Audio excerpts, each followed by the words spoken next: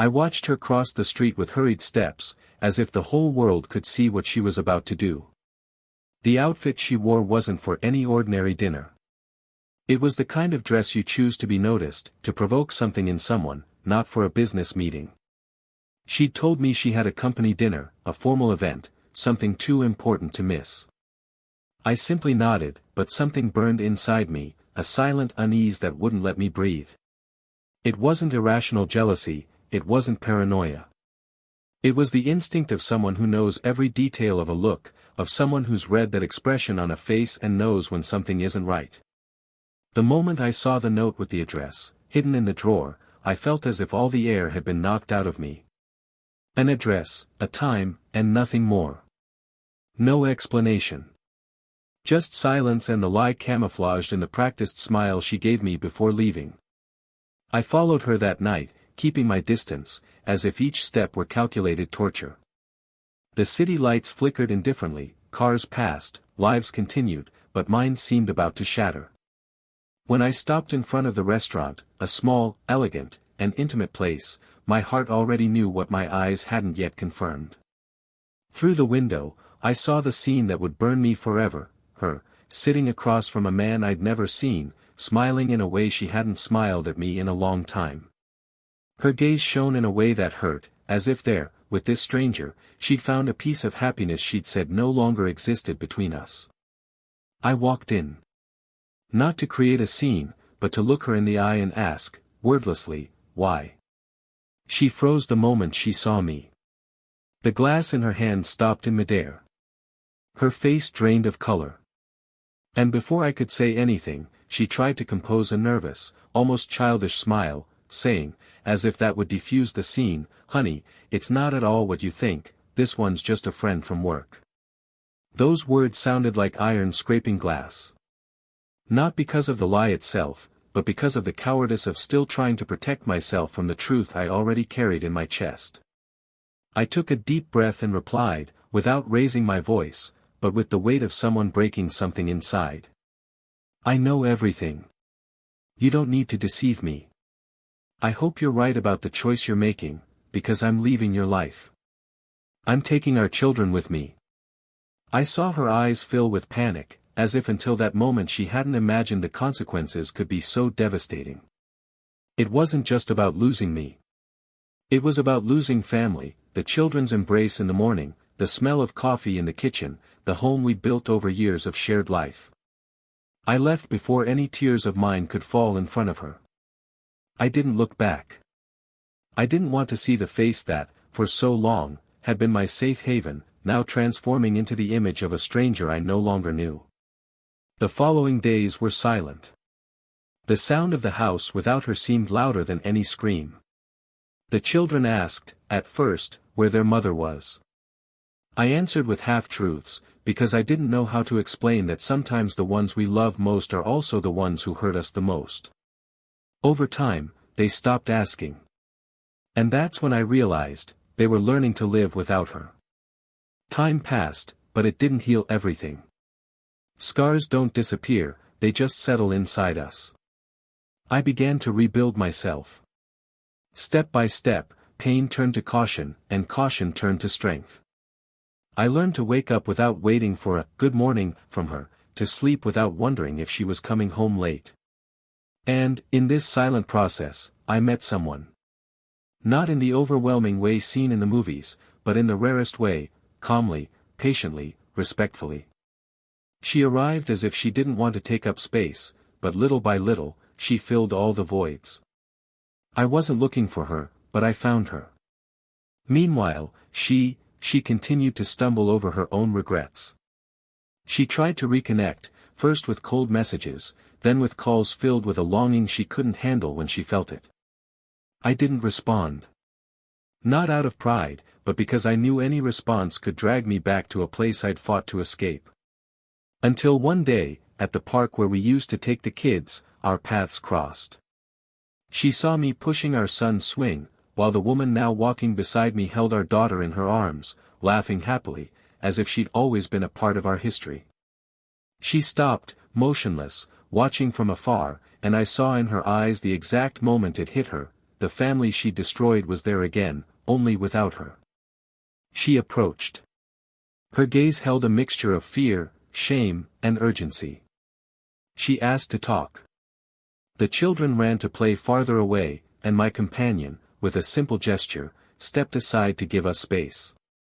We stood face to face. She said she was sorry, that she didn't know how she could have traded all that for a moment of illusion. Her voice trembled. I don't want to justify anything. I just wanted to ask for forgiveness.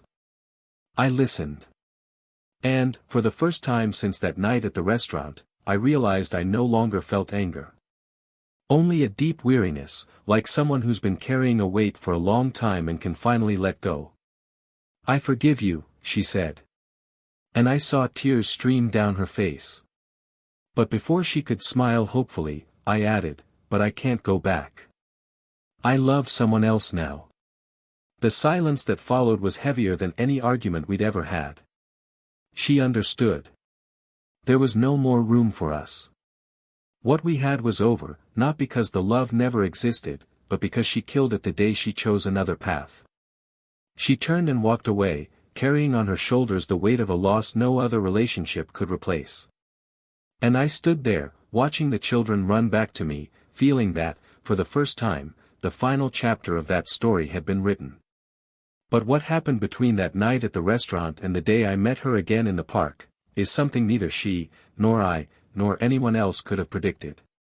A sequence of choices, encounters, and revealed truths that would forever change the way we both understood love, loyalty, and the price of a wrong decision. Welcome to the channel. Here, no betrayal is romanticized or condoned. All the stories you hear are fictional, but they carry a harsh truth: betrayal destroys lives, corrodes families, and leaves scars that never fade. Our goal is to show the true price of a wrong choice. Brace yourself, because now you're about to hear an intense, emotional, and shocking story.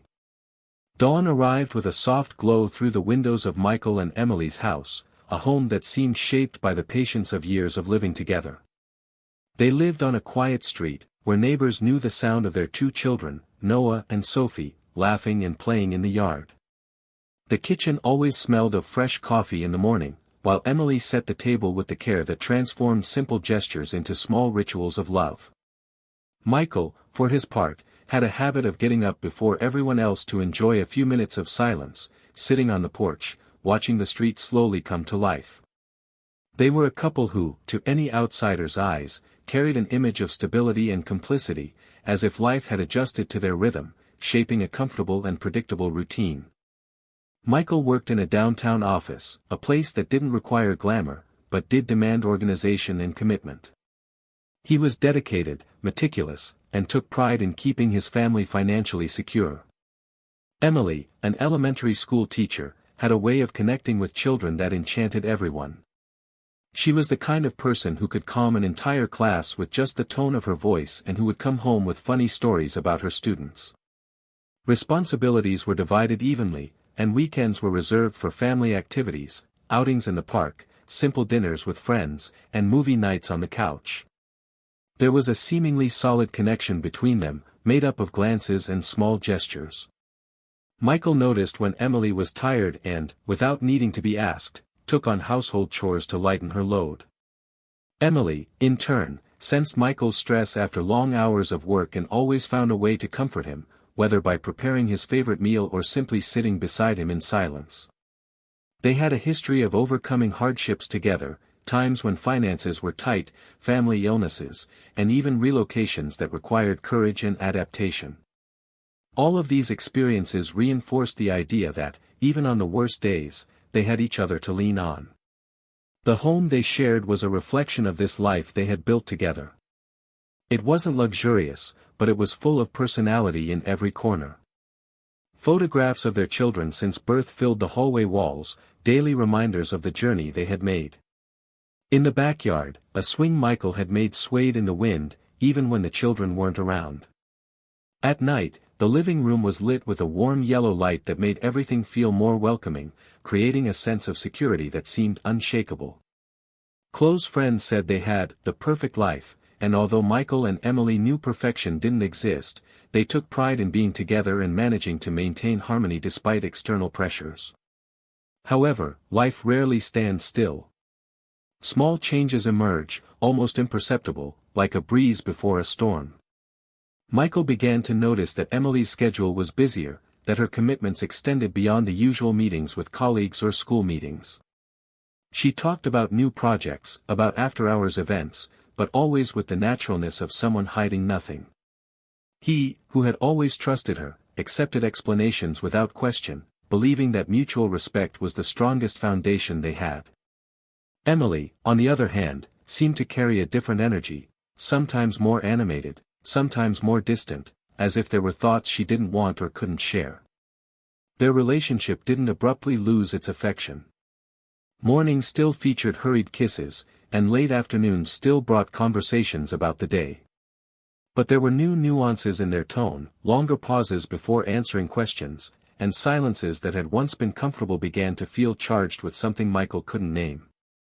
He tried to fill these gaps with more attention to his children, taking Noah to soccer practice and helping Sophie with drawings and schoolwork. Emily watched it all with a smile that seemed sincere but carried a shadow of worry underneath, as if she were struggling with something she didn't want anyone to see. The children were the center of everything. Noah, at 9, had inherited his father's sense of responsibility, caring for his sister as if he were much older. Sophie, at 6, was pure curiosity and energy, spreading drawings and laughter throughout the house. Michael and Emily were always careful not to let outside problems interfere with the family environment. Evenings were sacred for bedtime stories, and Sundays were untouchable for being together. This dedication to family was what kept them together, or at least that's what Michael believed. The couple's closest friends, when they visited, noticed something was different, but didn't comment. The sensation was subtle, almost like a change in the weather from one season to another, only truly noticeable when summer has turned to fall. Michael, in his practical nature, believed that the small distances would resolve themselves, as they always had. Emily, for her part, seemed to be torn between the life she had and thoughts that took her far away, even though her body was there. She didn't stop participating in activities with her children, she didn't stop talking to Michael, but there was a different sparkle in her eyes, a sparkle that, to him, was still a mystery. In the neighborhood, everyone knew the family for their involvement in community events. Emily organized fundraisers for the school, and Michael volunteered to repair neighboring houses. This public life helped maintain an image of unity and commitment, but it also created a silent pressure to keep everything running smoothly, even when something seemed out of whack inside. Time continued to march on, taking with it seemingly ordinary days, yet filled with small changes. Michael, unbeknownst to himself, was about to realize that the greatest transformations come not with grandiose announcements, but with almost invisible details that only reveal themselves when it's too late. It was hard to imagine that a couple with so much history together, who had overcome so many obstacles, could be shaken by something unexpected. But life, in its unpredictable way, was about to test the limits of both their trust and emotional resilience. Emily seemed to be approaching a point where decisions would need to be made, while Michael, still clinging to the idea that the love they had built was unbreakable, couldn't imagine that some choices have the power to change everything forever, even if they are made in silence. The stage was set, the characters formed, and the invisible thread that bound the family began to strain imperceptibly, waiting for a moment when it could no longer resist. The days seemed to follow the same predictable rhythm as always, but there was something in the air that was different. Michael noticed, almost unconsciously, that Emily was more distant. It wasn't an explicit distance, like arguments or angry silences. It was a subtle absence, a lost look in the middle of a conversation, a longer delay in answering a simple question, a smile that faded all too quickly. She had started going out more often, justifying school commitments, meetings with colleagues, events for which she hadn't asked him to accompany her. Until then, Michael had never had reason to doubt his wife, but now there was a nagging feeling that was beginning to grow, like a small pebble in one's shoe that, at first, seems bearable, but over time becomes impossible to ignore. The nights, once filled with conversations and small routines between the two of them, began to change.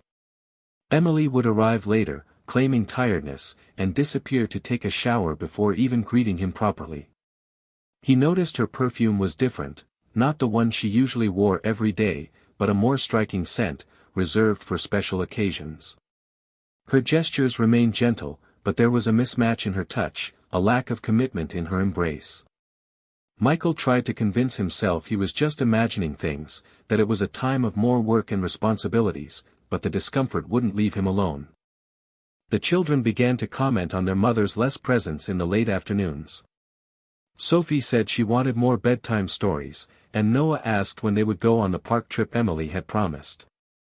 Michael accepted these absences without question, but deep down, he began to wonder if those absences were inevitable or if they had become a choice. Still, he maintained the trust that had always been the foundation between them, trying to believe that everything would return to normal. It was on a rainy afternoon that he encountered something that profoundly shook his certainties.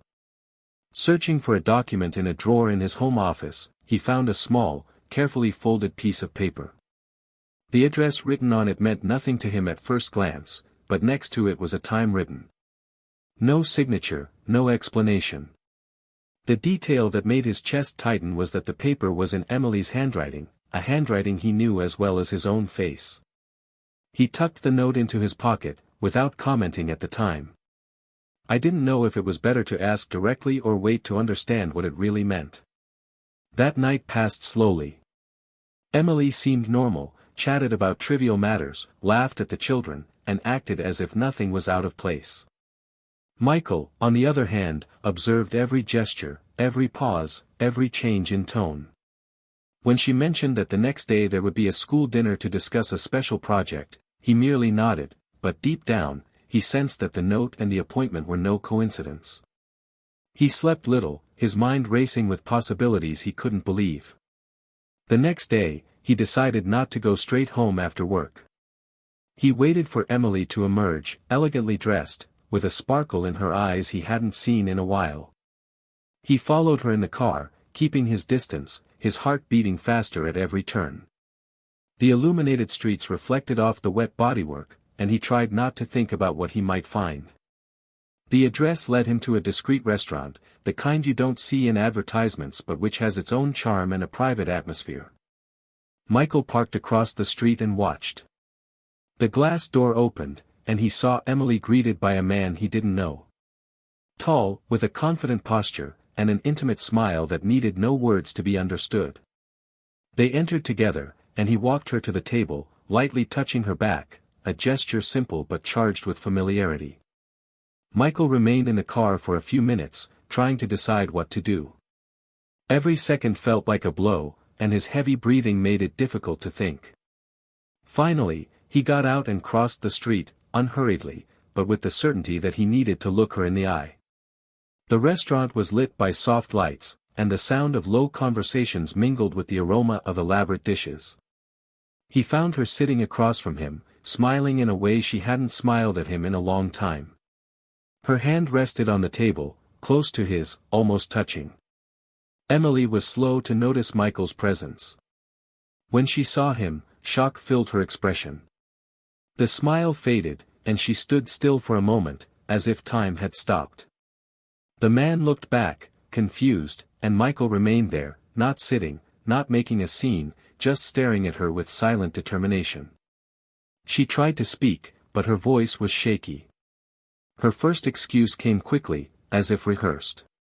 She said he was a friend from work, that there was nothing wrong with the situation. The words fell heavily, unconvincing. Michael didn't respond immediately.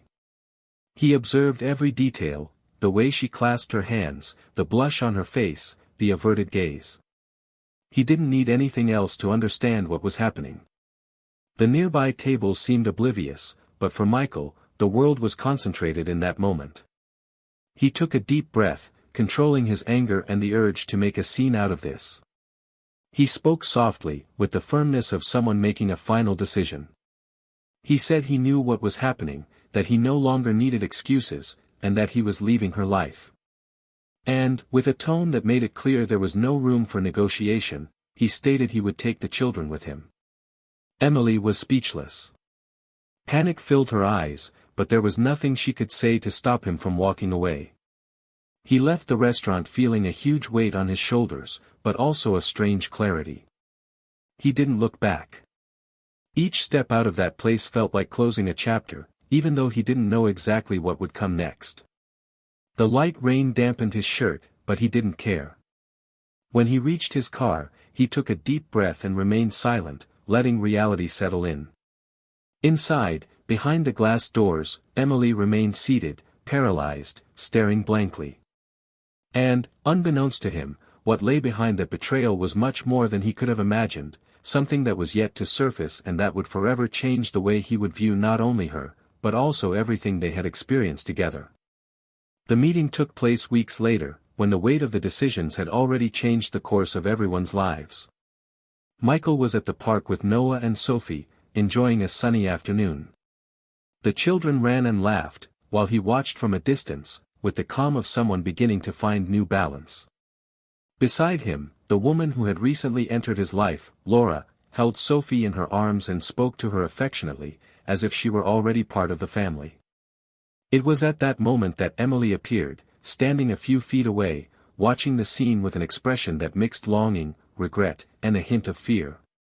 Her gaze roamed every gesture, every smile, and it was as if she were seeing something that had once belonged to her but was now definitively out of reach. Emily approached slowly, as if unsure if she was welcome. Michael noticed and, with a gesture, asked the children to move to a farther place to play. Laura, understanding something delicate was happening, naturally moved away, keeping her distance. The silence that formed between them wasn't hostile, but it carried the weight of everything that had been left unanswered. Emily took a deep breath before speaking, and her voice was low, almost a whisper. She said she needed to apologize, that she knew words wouldn't erase anything, but that she needed to at least say how sorry she was. Michael listened without interrupting, his gaze steady, but without the anger she feared she would encounter. When she finished, he replied that he forgave her and that he no longer held hatred in his heart, but that life had moved on, and he now loved someone else. Emily lowered her eyes, and for a few seconds the sound of children playing was the only thing filling the space between them. Then, in a hesitant voice, she told him there was something he needed to know, something she'd never told him for fear of destroying everything even more irreversibly. Michael frowned, unsure of the need for further revelations, since everything, it seemed, was resolved. But her tone, filled with urgency and sadness, made him pay attention. She explained that the night he saw her at the restaurant, that man wasn't just a stranger with whom she'd become emotionally involved. He was someone who had been a secret part of her life for months, and not just out of attraction or fling. Emily revealed that, in a moment of weakness, she had approached him seeking something she felt she'd lost in her marriage, attention, novelty, a sense of being desired again. But, to her surprise, that involvement had begun completely calculatedly on his part. He knew who Michael was, knew details of their lives, and approached her with a purpose that had nothing to do with love. Michael felt his body freeze as she spoke. Emily continued, explaining that she discovered too late that the man had been a childhood friend of someone who harbored a long-standing grudge against Michael, something he himself might not even remember. The dinner, the conversations, the secret meetings, it had all been a trap to hurt him, to attack what was most precious to him. When she finally realized this, she was already too involved to back out without everything coming to light. She tried to cut off contact, but he threatened to expose photos and messages, leaving her trapped in a situation that became untenable. And that was why, even that night, she couldn't tell the truth, because it wasn't just a betrayal of his love, it was also a personal humiliation she was afraid to admit. Michael kept his gaze fixed on her, feeling a mixture of disgust and disbelief rise in his chest. He asked why, even after everything, she never came to tell him, and Emily replied that, deep down, she was ashamed to admit that she had allowed someone to infiltrate their lives like that. She said she was afraid of being seen not only as unfaithful, but as naive and weak. Michael took a deep breath, absorbing every word. His initial anger gave way to a more complex feeling. There was no justification for the betrayal, but now he saw that the hole was deeper than he had imagined. Emily tried to get closer, lightly touching his arm, and asked, almost begging, for him to believe that, despite everything, the love she felt for him never left her. She said she had let herself be carried away by a moment of vulnerability, that she had regretted it from the first moment, and that nothing she had experienced with that man had equaled what she had lost. Michael took a step back, not aggressively, but with the clarity of someone who knows there is no going back. He said he understood, that he believed in her regret, but that it didn't change the fact that her choices had ended any possibility of resuming their life together. Tears streamed down Emily's face, and she seemed ready to break down. She looked at the children playing in the distance and said she knew she could never make up for lost time, but she hoped she could at least rebuild some kind of healthy relationship for their sake.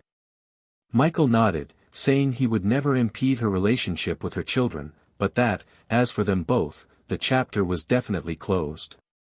Emily understood. There were no more arguments, no attempts at persuasion. Just a resigned silence that said more than any words.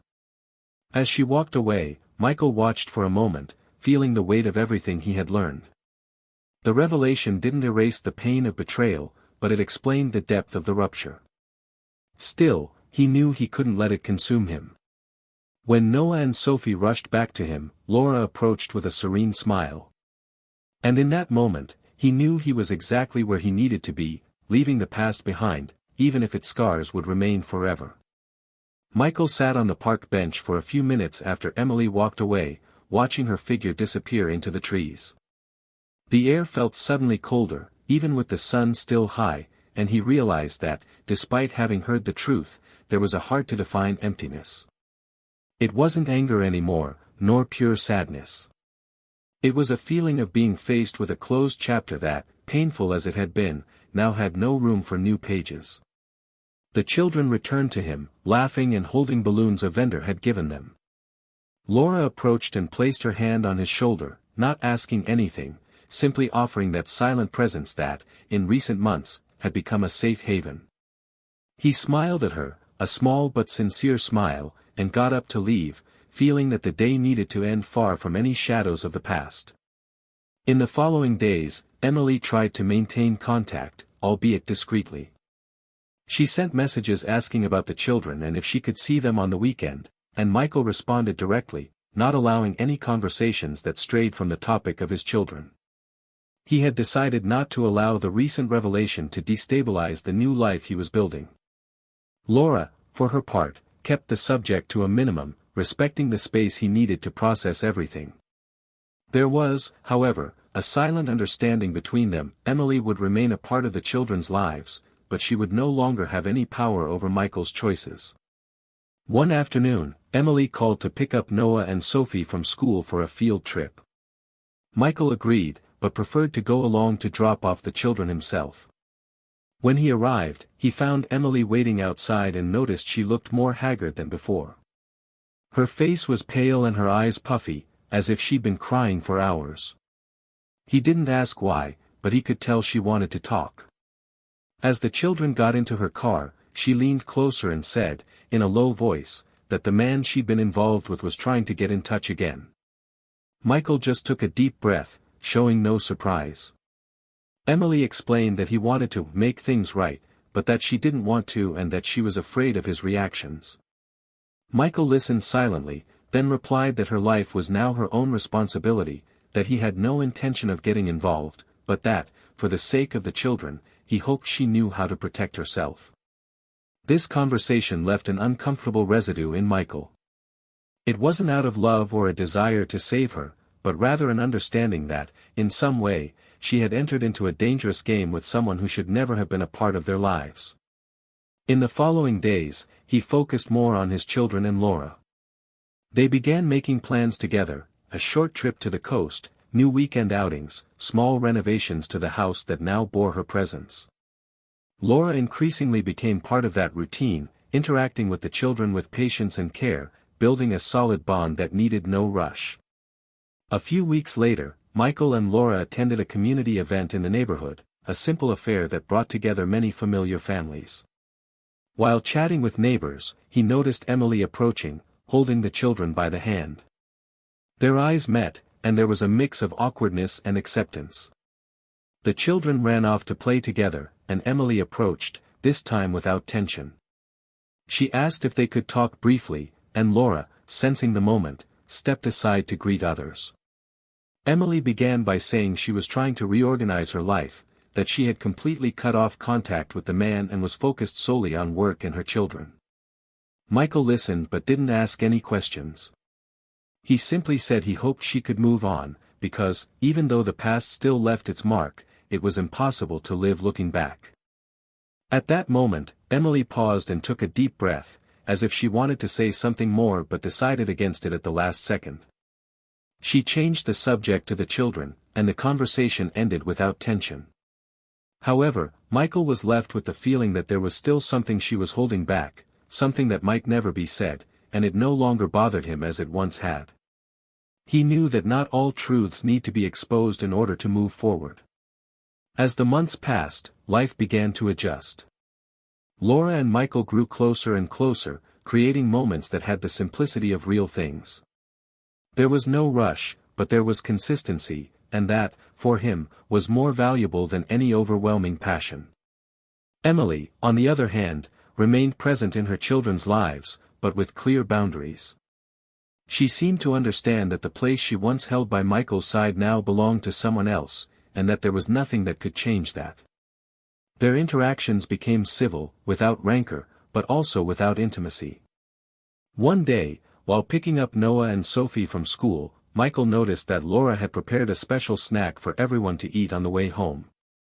The children laughed and shared stories from school, and as he drove, he realized that this was the kind of peace he'd always wanted, not the absence of problems, but the knowledge that the people around him were there because they wanted to be, not because they had to be. Emily's betrayal had left wounds, but it had also opened space for something new and healthier. It was strange to think that without that brokenness, he might never have found this new path. The last time Emily tried to say something more personal was on a normal day, dropping the kids off at his house. She stood for a moment at the door, watching Laura set the table for dinner. With a sad smile, she said she was glad to see he was okay and that the kids were surrounded by care. Michael thanked her, and she added that, as difficult as it had been to accept, she knew he deserved to be with someone who was their body and soul. He simply replied that everyone deserves that, and said goodbye. As he closed the door, he realized he no longer felt the weight of the old story. What he had now was a mature understanding that some relationships end not because they were never valuable, but because, at some point, someone decided to gamble on something that didn't stand the test of time. He wouldn't forget what happened, but he also wouldn't let it define who he was or what he could still live for. The new life he was building with Laura, with the children close by, was proof that even after a painful fall, it's possible to rise again and find something genuine. And this time, he wasn't about to let it slip away. Life seemed to have found a new rhythm after the storm, but like any calming sea, waves still arrived from time to time to remind us that peace is never absolute. Michael remained firm in his decision to keep his relationship with Emily limited to what was necessary for the children's well-being. He didn't seek closeness, but neither did he create unnecessary barriers. Their meetings took place in practical situations, almost always briefly, and each went their separate ways soon after.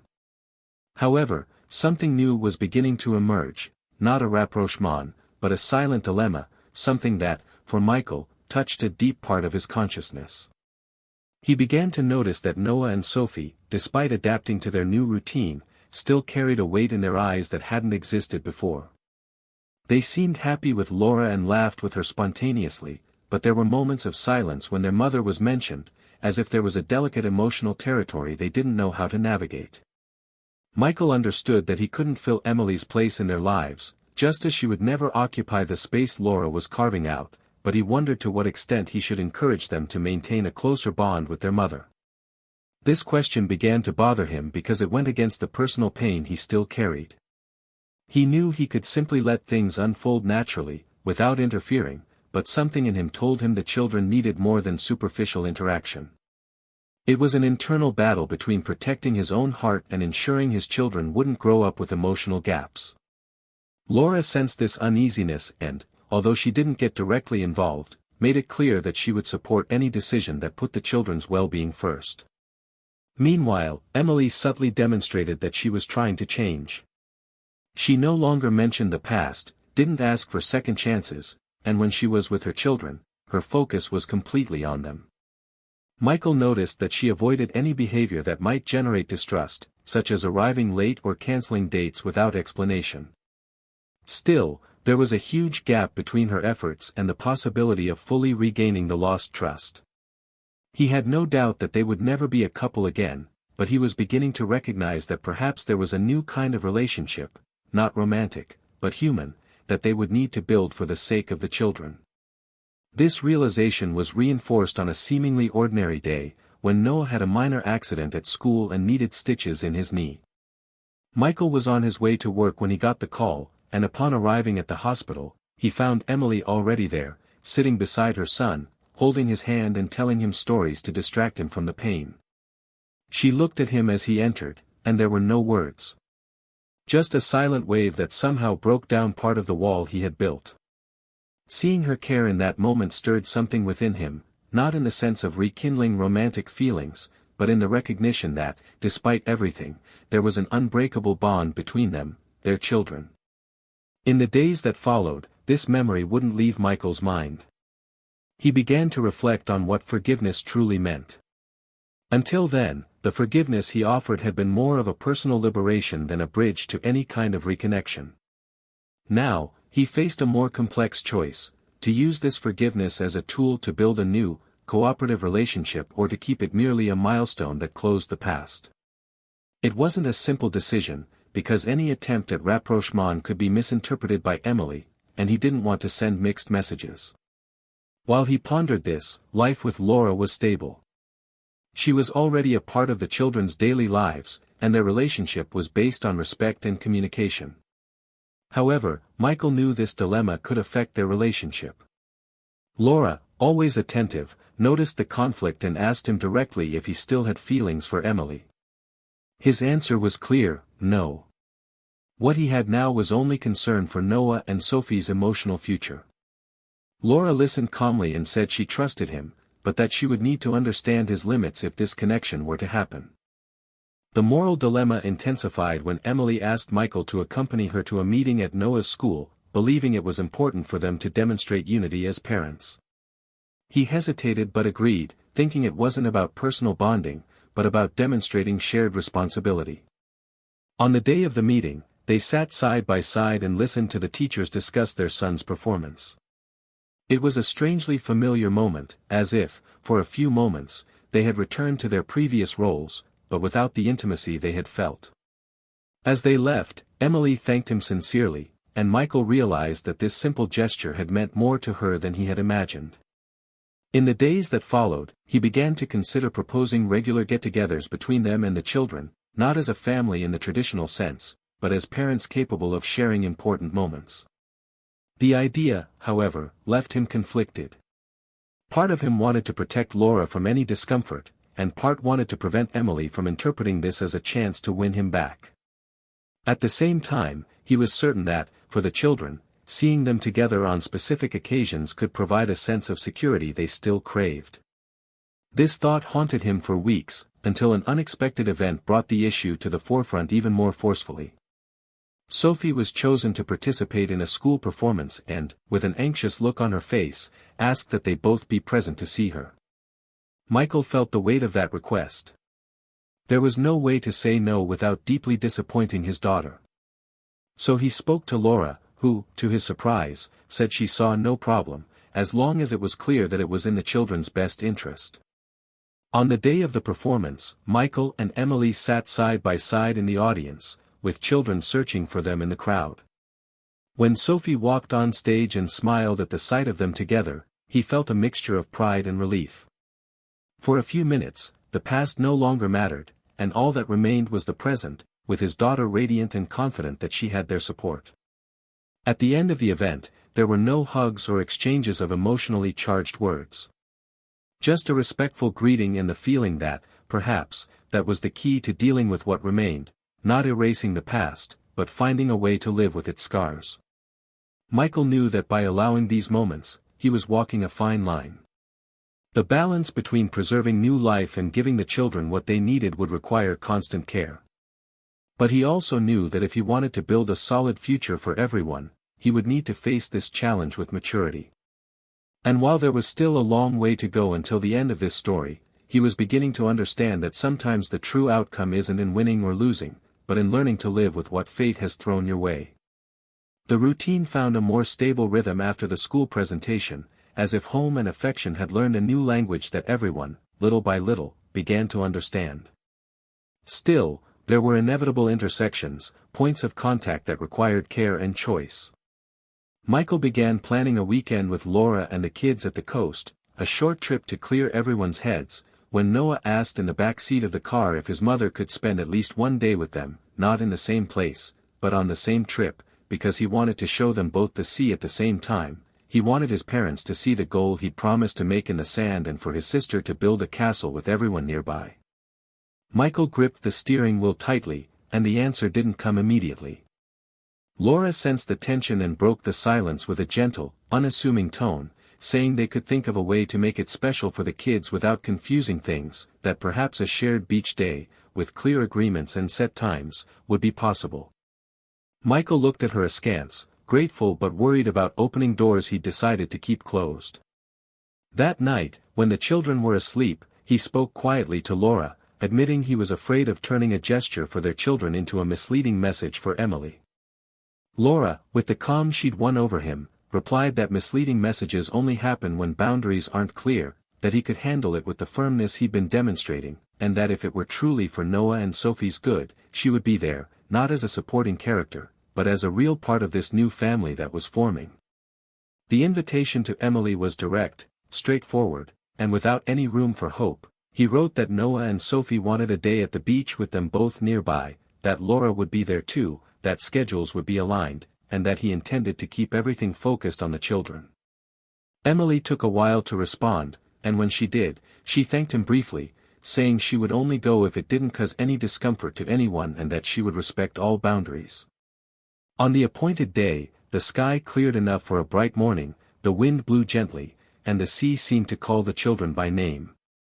Noah ran with his ball at his feet, Sophie dragged her colorful bucket, and Michael, seeing Emily approaching with a towel and sunscreen in her hands, felt something strange. It doesn't hurt anymore, he thought, and the realization brought relief and responsibility. Emily stopped a few steps away and said she was grateful for the chance to see her children like this, without tension, that she was aware of her place and didn't want to disrupt what was growing there. Laura approached, not coldly or with forced intimacy, just respectfully, and said that the important thing was for Noah and Sophie to enjoy themselves, that they could start building the sandcastle foundations together while Michael helped mark the goalposts. Emily nodded, and for the first time in a long time, the four adults did something coordinated without trampling on feelings. There were brief exchanges, but they were full of what truly mattered. When Noah scored a goal, he ran first to his father, then to his mother, and finally hugged Laura as if uniting three places in his heart in one gesture. Emily smiled with moist eyes and said he was playing more freely, and Michael replied that the boy seemed to breathe better when he felt everyone around him was at peace, and Laura added that peace isn't the absence of history, it's the way we carry history without letting it weigh down the children. Emily was silent for a long second and murmured that she wanted to learn this, that she was trying to learn without asking for anything in return. The tide slowly rose, and with it came a dilemma Michael had been putting off. Sophie's birthday was approaching, and the girl had asked for a small party at home, with chocolate cake and music in the backyard.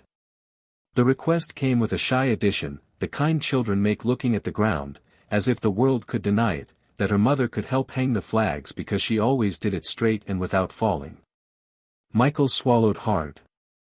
Inviting Emily into the space that was now also Laura's was more than a logistical gesture, it was a stance on the present, the past, and borders.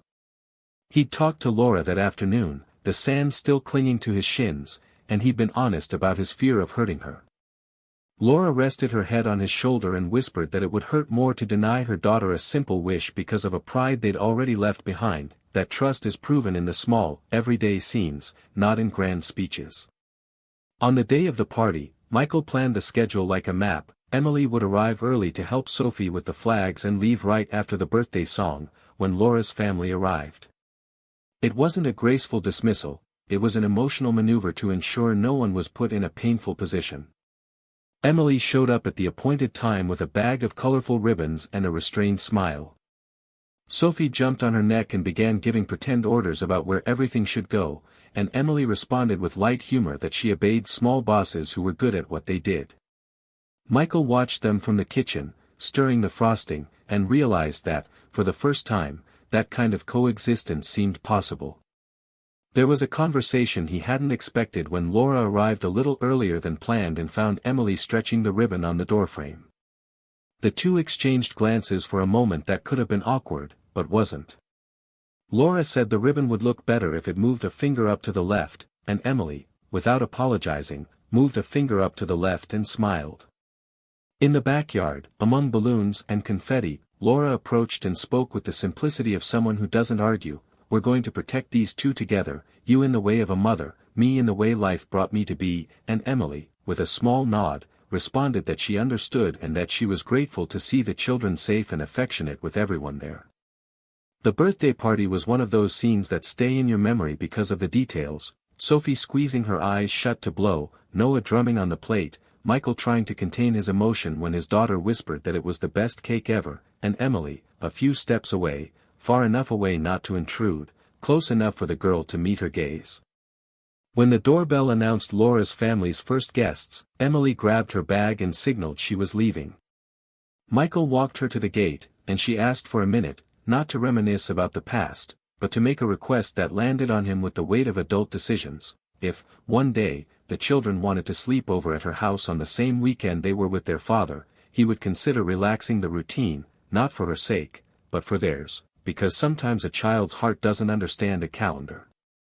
Michael took a deep breath, looked out at the backyard where Laura was dancing with Sophie, feigning a clumsy step, looked at Noah explaining the rules of a game to two cousins, and replied that yes, there would be flexibility, as long as the agreements were respected and everything was discussed without ambiguity. Emily pressed her lips together in silent thanks and walked away with light steps, like someone who finally learned to leave before ruining a good moment. The following days brought another kind of crossroads, less visible and more intimate. Michael had been storing old photos, letters, and the wedding album in a wooden box at the back of his closet. The box seemed to carry an energy he no longer wanted in the new home he was creating, but he also couldn't bring himself to throw it away because it also told Noah and Sophie's story.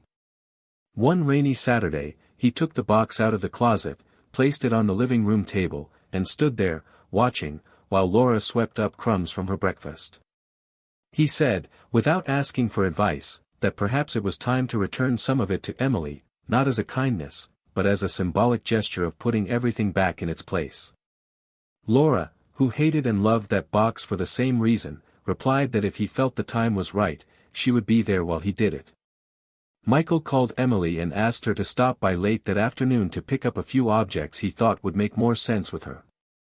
Emily arrived discreetly, without strong perfume or excessive makeup, and when she saw the box, she understood without him needing to explain.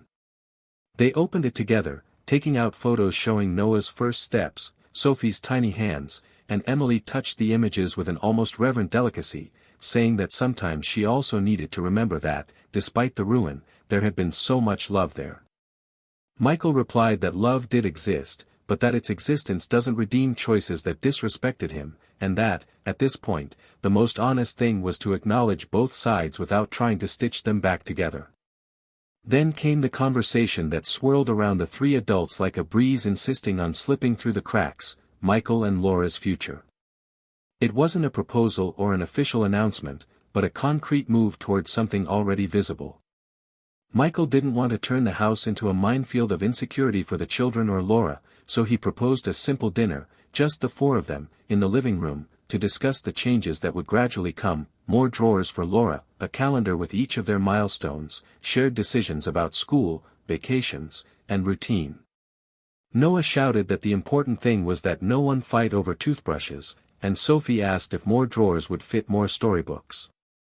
Laura laughed, Michael felt his chest expand, and he promised there would be room for everything that was real. Emily wasn't there that night, by conscious choice, and later learned via text what had been decided. She replied that she supported the new circle that was forming, that she wanted to be on the side of it without trying to get into the center, and that if at any point she made a mistake in her tone, she would like to be corrected, not out of harshness, but out of care. Not everything went smoothly. One weekend, Noah asked to sleep over at his mother's house outside of the agreed-upon schedule because he wanted to show off a science project he was putting together and didn't want to disassemble it to take home. Michael hesitated, not because of the work, but because he felt he was giving in to an improvisation that could become the norm. He invited Laura to the meeting and then called Emily with Noah by his side, and said he would agree, as long as Noah was back for the soccer tournament the next day at 9 in the morning, without delays or excuses. Emily accepted and complied, and the exact fulfillment of the agreement, repeated several times, began to cement a new, pragmatic trust that doesn't require love to exist, only consistency. It was during this period that a brief, decisive scene occurred. Emily ran into Laura, by chance, as she was leaving the market. The two found themselves in narrow aisles, each with a basket in their hands. Emily started to walk away to avoid the encounter, but turned back, stopped, and said quietly that she knew it was awkward to say thank you, but she needed to say that the way Laura looked at the children, especially when no one was looking, had calmed parts of her that might never completely calm down. Laura, unadorned, replied that the children were their meeting point, and that if they were okay, the two women could exist in the same world without war. They parted the hallway and continued on. As spring began to dawn, a new invitation arrived, this time from school, an outdoor activity where parents would help pitch tents with their children and spend a few hours at a collective picnic. The old fear of confusion nagged at Michael, but Noah and Sophie, with a twinkle in their eye, asked the three adults to go, each with a different role because, according to the teacher, teams that best share the tasks build the sturdiest tents. Michael laughed at the unintentional metaphor and agreed. On the day, he brought the stakes and the manual. Laura was in charge of the snacks, Emily the blankets and lanterns. They set up a tent that Noah named with a mix of everyone's initials, and Sophie hung small decorations at the entrance. When the tarp finally settled, Michael realized that, in practice, they were creating exactly what life required of them, a structure where the children could shelter, held together by different hands, in silence and collaboration. It is in this movement that the moral dilemma takes on definitive shape for Michael, the line between not denying the children their mother's presence and not allowing their mother's presence to disrupt the life he is building with Laura. He constantly finds himself in situations that require quick, sensitive decisions, like accepting an invitation to a school event that Emily will also be attending, or deciding whether the children can take old mementos to their mother's house without it becoming a gateway to melancholic discourse. He adjusts his compass each week, but discovers an internal compass. Those who act out of loyalty to their children's future never make an irreparable mistake. One night, sitting on the porch, he tells Laura that he is afraid of unintentionally hurting her by choosing what is best for the children, and Laura, with the honesty she sustains, responds that we feel pain, but we avoid confusion with clarity, that if he keeps naming what he does and why, nothing can bring them down. Michael realizes that there lies the most important brick of what is being built, trust that doesn't require perfection, just truth.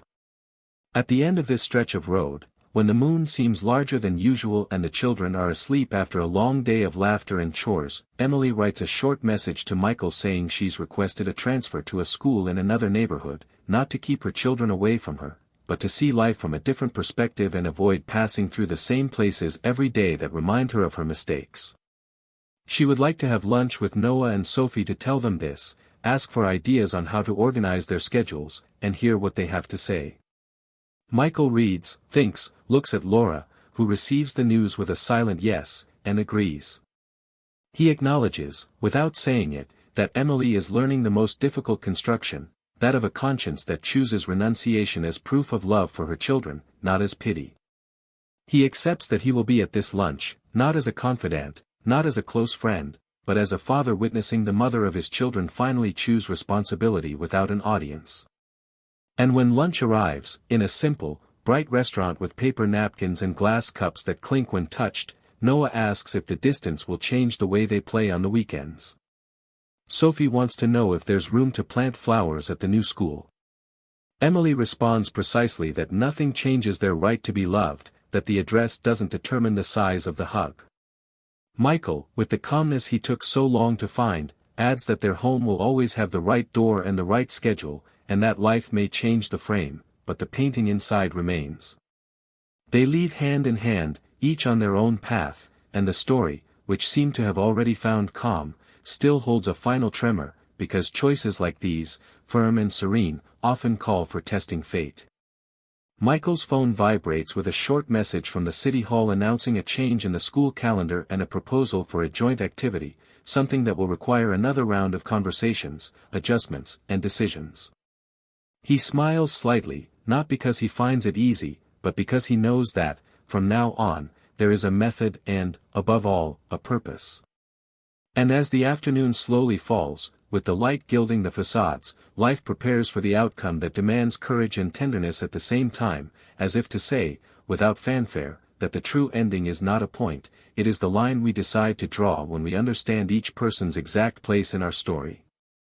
Winter arrived with a biting wind and shorter days, bringing a different silence to everyone's lives. Emily had moved to the new neighborhood a few months ago, and the physical distance seemed to have also reorganized the emotional distance between her and Michael. The children's visits continued as planned, with schedules respected and communication clear, without interference or ulterior motives. With each meeting, Emily seemed more aware of her place in their lives, more firm in her responsibilities, and less inclined to seek any kind of reconciliation. There was a strange calmness to it, an acceptance that didn't come suddenly, but from the understanding that some things, once broken, can't be restored to their original state, only transformed into something different. Laura had become an undeniable presence in their daily lives. Not only because of her relationship with Michael, but also because of the way she had earned the affection and trust of Noah and Sophie.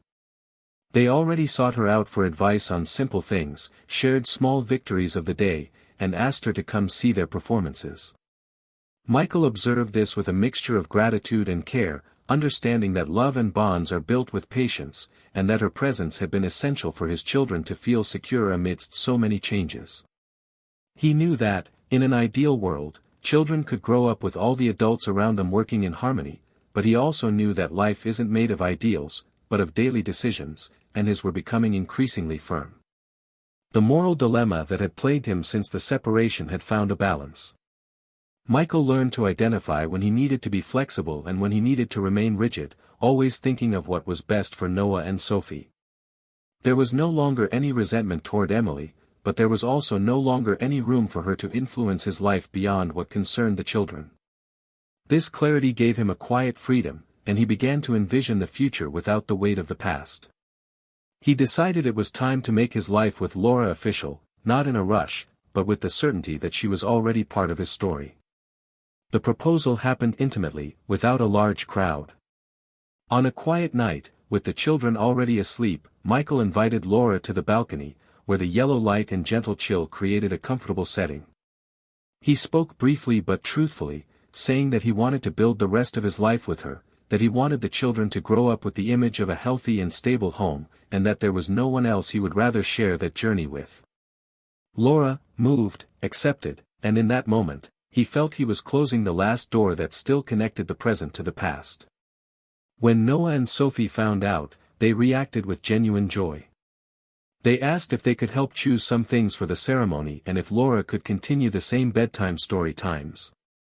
It was a moment of unity that showed Michael that, despite everything they had been through, true love and constant care had prevailed. He decided the ceremony would be small, with only family and close friends, and that Emily would be invited, not out of obligation, but because she was the mother of his children and had a right to see them on an important day for the family. The wedding day was cold but sunny. Emily arrived with the children, elegant but discreet. She greeted Laura with a warm smile and handed Sophie a small bouquet to carry in the procession.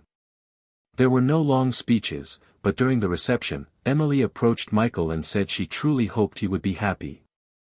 There was no sadness in her voice, only the calm weariness of someone who had learned, the hard way, the value of losing something that never returns. Michael thanked her and replied that everyone deserves peace in their hearts, and that he hoped the same for her.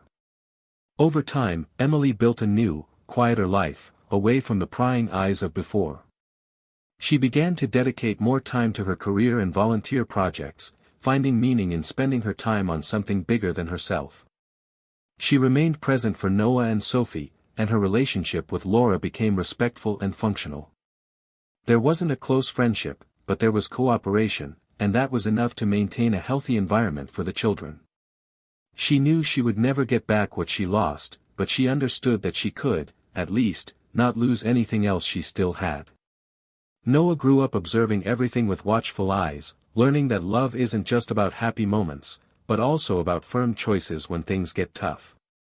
Sophie, with her infectious energy, learned that loyalty is a gift not to be given to just anyone, and that family is made of those willing to care, not just those who share the same blood.